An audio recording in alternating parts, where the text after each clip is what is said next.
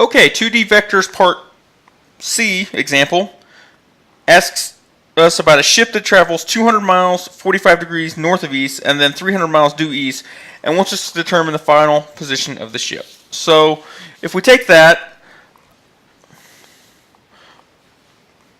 we break it down into two legs. T1 is going 200 miles, and it says it's 45 degrees north of east. So I've labeled my axis north, east, south, west. This is commonly how we look at a map. 45 degrees north of east goes that way. So T1 is just 200 miles at 45 degrees. The second part of the trip, T2, is going directly east for 300 miles. So 300 miles at 0 degrees, because that would be directly east. And then we want to figure out where our ship is out here. And so the key to that is to figure out this total trip T, we have to add the two vectors. And to add the two vectors, what we have right now is polar form. What works to add the vectors, we need to get them into vector form. So if we break those down into vector form, T1, which is the first part of the trip, is going to be 200 times the cosine of 45 in the I direction, plus 200 times the sine of 45 in the j direction.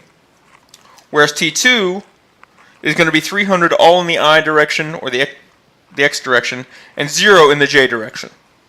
So we can add those together and get that T is whatever 200 times the cosine of 45 plus 300 is in the I direction, plus 200 times the sine of 45 in the j direction.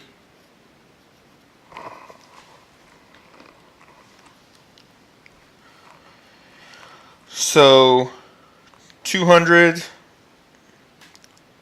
times the cosine of 45 plus 300 equals 441.4 miles in the I direction,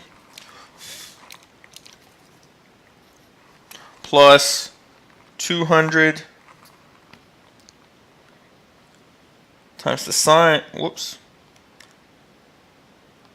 times the sine of 45 in the x direction.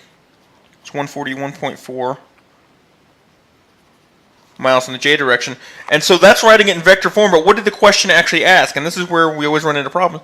The question asked us what is the final position? So the final position is actually that it is the x is 441.4 miles, and that the y is 141.4 miles. So again, always make sure you're answering the question they ask.